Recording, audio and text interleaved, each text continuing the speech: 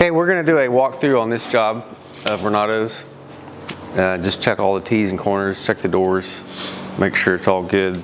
Just do a general walk around. Only tape I could find was, I'm not even sure where this one came from, but we're gonna use it today. I think I left mine at my house. We're gonna go around and check everything. Checking this door for level. It looks good. He's got it good and level.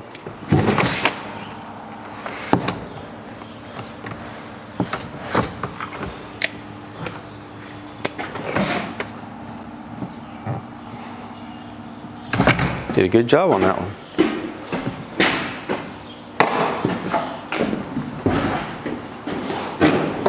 That's right, mine, I was using it and it got wet and I couldn't get it to retract back. It got mud in it or something. I had two. One of them, it got wet and it got messed up, and then the other one, I think this level's off. I was wondering why you had that level. Because this one's saying this. The laser says this is level. This level says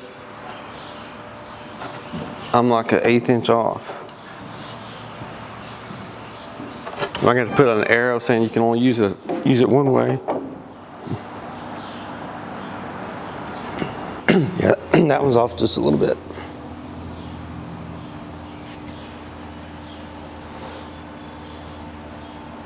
Not bad, but it's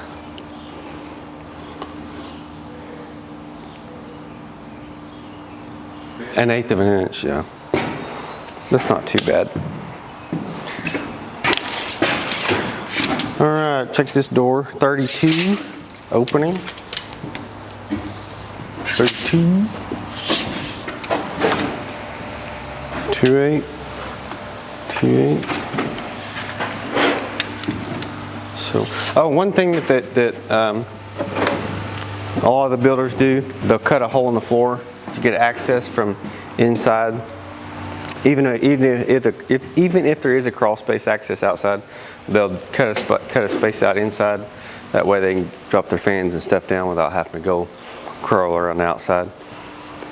And so you want to get a fan under there as quick as possible because you'll get a lot of moisture down there and you need to get all that moisture out. So the HVAC guys will go ahead and cut all their little vents in, and they'll get a fan down there and kind of get some air movement going. So what I want to do is I want to check all the doors to make sure that it's the correct rough opening, because you don't want to have it drywalled or the trim guy come in and start setting doors, and then you either got to make it bigger or smaller, and it doesn't work out very good. So you always want to double check one last time before, just to make sure. Oh, I guess they this vanity must need it just a little bit more, because they had the door frame to here, and then they shrunk it down to a 2/6 door. All right. Wasn't me. It's a 1/6 door for a little linen. That's a 2/6 door. That's a 1/6 door. Yeah, 1/6 door. Tubs, they got nailers here. They always gotta make sure they got nailers for the drywallers. I don't know if Renato did that or if the plumber did it. I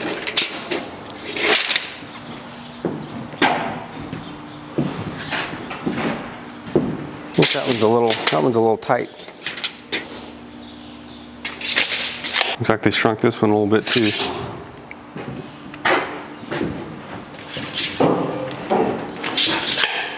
And it could be, like on this one, we only had 3 inches here to get the door that was on the plan. But if they're using the wider casing, they really need a little bit more room there. And so, especially when you got two doors side by side, that casing would just be buttoned up against each other. So that's probably why they shrunk that door a little bit. Well, the 3.5 is kind of the bigger stuff. And then it used to be, if you just did the standard Colonial, it was 2 1/4.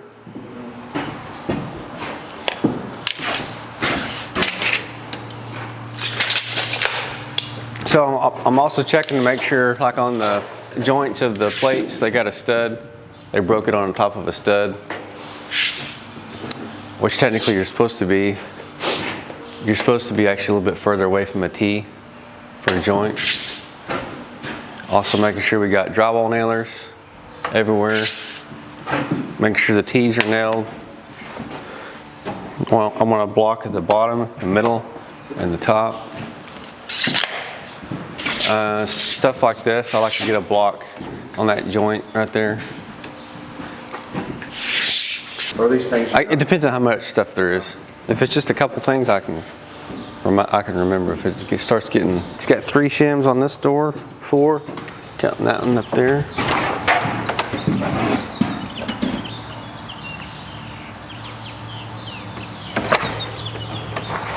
Y'all put the hardware on the builder? Builder.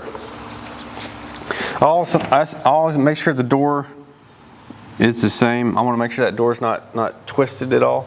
So I want to make sure that I open the door just a little bit and make sure that we have the same at the top and the bottom. Make sure it's touching the same, because you don't want to have the door touching at the top and the bottom's kicked out a little bit, or vice versa, because it won't seal very good and it doesn't look very good. Roof bracing looks pretty good. He needs to add some over here. I actually told him about that one. He just didn't do it.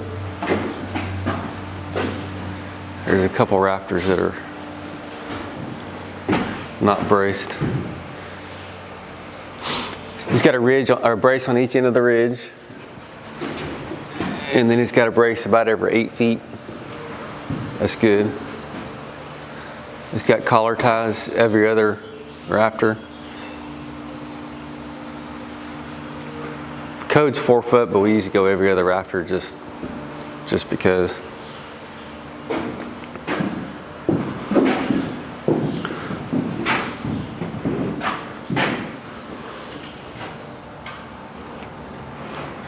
So as a builder, it's always good to go back after electricians and plumbers and HVAC get done to make sure that they didn't cut anything out that was critical.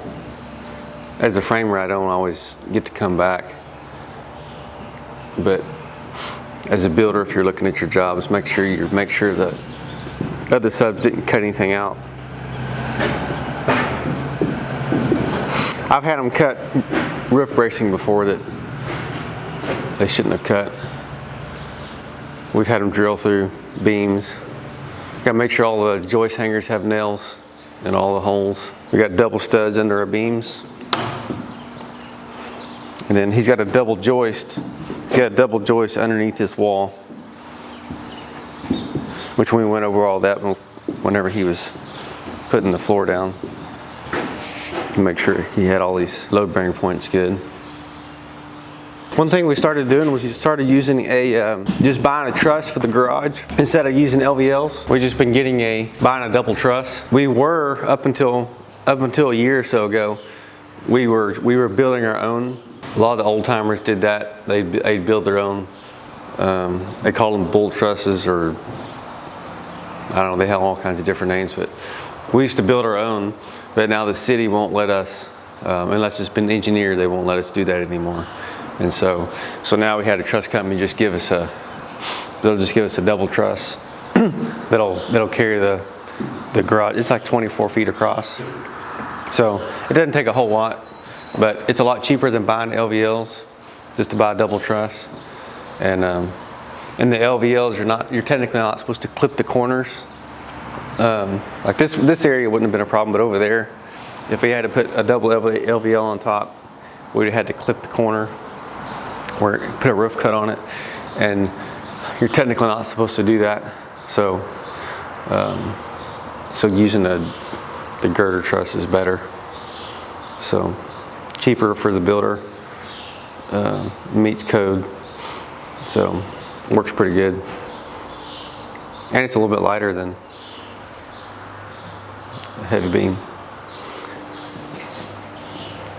Got our garage access in. We usually throw a few sheets up in the attic just for storage.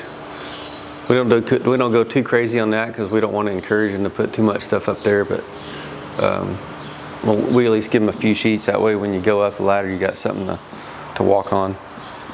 Up here, we're not required to put all the mechanicals are usually down either in the basement or in a closet, so you don't have anything up in the attic, so we're not required to put walkways up in the attic at all, so which is good.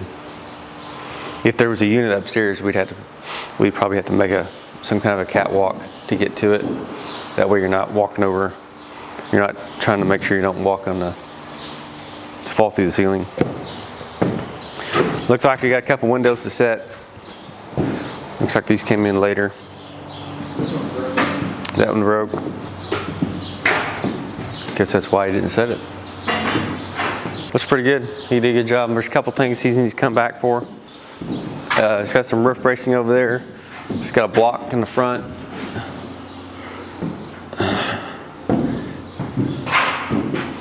These rafters are a little bit 4, 8, 12. These rafters are a little overspanned. Really need to get some more bracing on that.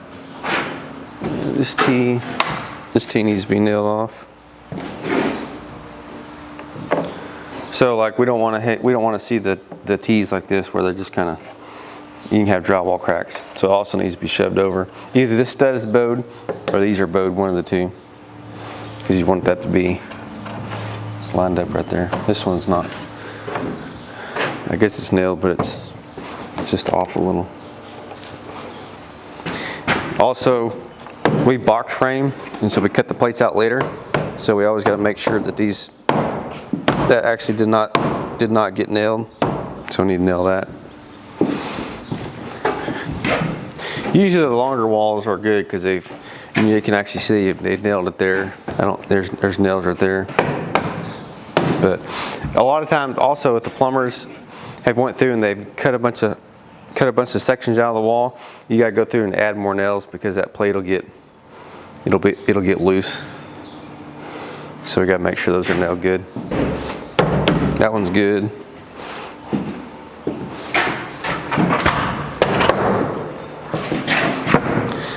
This one could use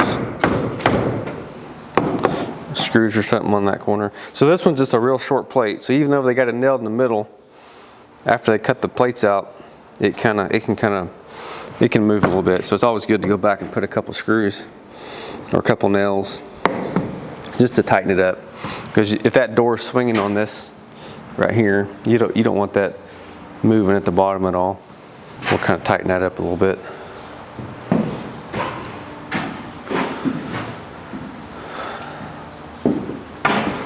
Looks like they got good.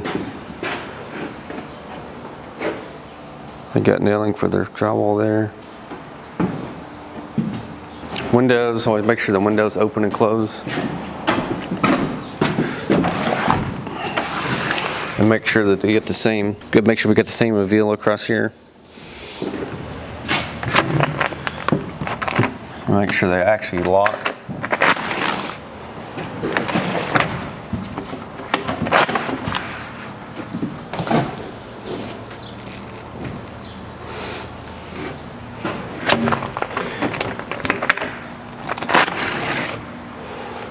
And then we'll have to shim. These guys got to be shimmed on the sides. You should shim here on here at the bottom, in the middle, and at the top. On double hung windows, you have to make sure you shim. The Andersons are usually not as bad, but there's several windows out there that that's very critical to shim it right here because the windows will basically just fall out. So if you don't shim that right there, they're just real flimsy.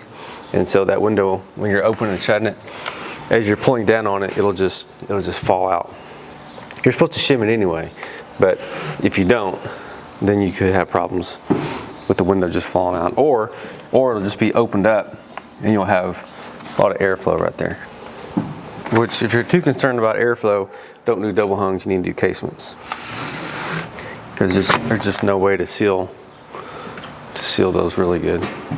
It's better to do this walkthrough when Renato is still here. That way I can give him the list so he don't have to come back, but we just didn't make it over here. And then like this one's got It'd probably be okay, but I like to make these solid when there's a beam sitting on top, instead of having a spaced out like a corner.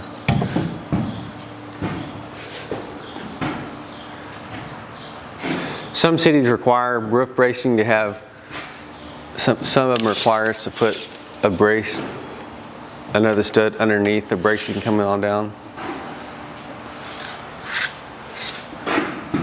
They're a little bit more relaxed on that here. But if it's got a lot of weight on it, I would definitely do that, but this one is pretty close to the stud, so it'll be okay.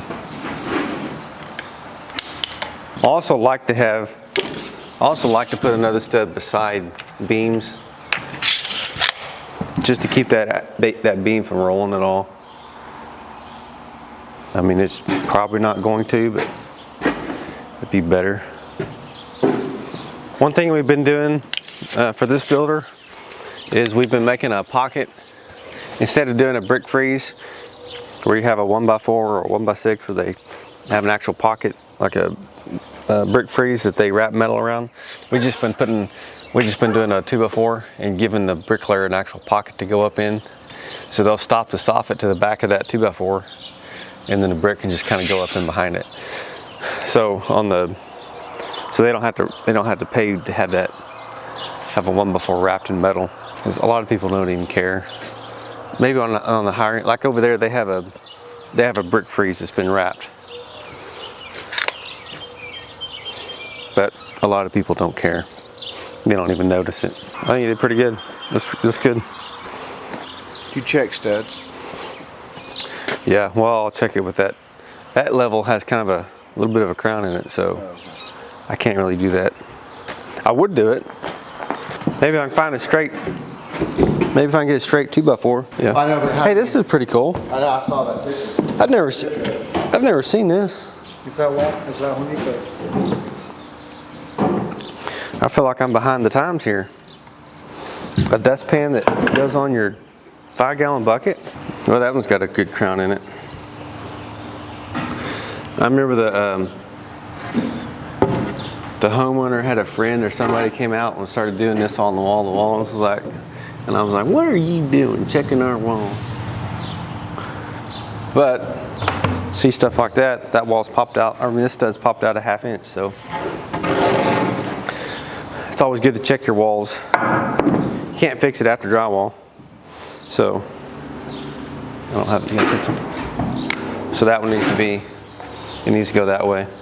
So we can either replace it or we'll cut it, shove it over, and put a scab beside it. It looks better if you just replace it. But if you don't want to, you can straighten it. So yeah, it's always critical to do that on the kitchen walls, cabinet walls, bathroom cabinet walls, any walls. It's good to check all the walls, but especially if like you're walking in here, you'd see down this wall, walking in the front door, light would be shining on it. So if that has any kind of a wave to it, you're gonna see it. So drywall can fix some of it, but it's hard to fix a bowed stud after drywall. So this level, I think it's got to go in the trash. It's got a little bit of a crown to it, and it's not reading level. For some reason, I can't keep my long levels. You had that Johnson forever. For a really long time. Yeah. Of course, it don't help when I put it in the back of the truck and then I throw stuff in there. That looks pretty good. This one's off just a little bit here.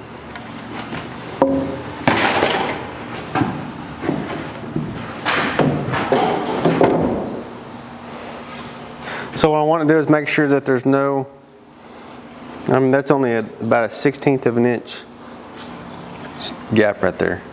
So that looks pretty good.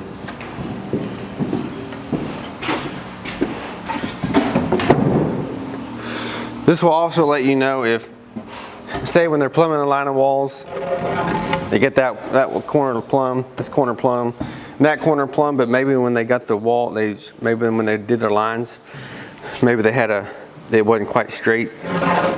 You can actually see it when you go to put your straight edge on here. It might rock in the corner. That's kind of something that happens.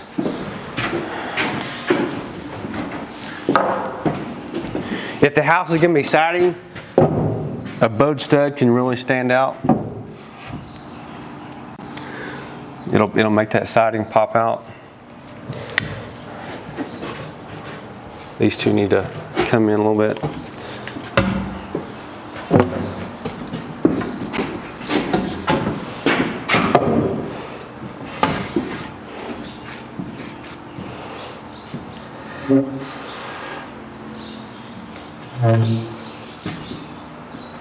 Either these need to go that way or this one needs to go that way. It's probably a little bit of both.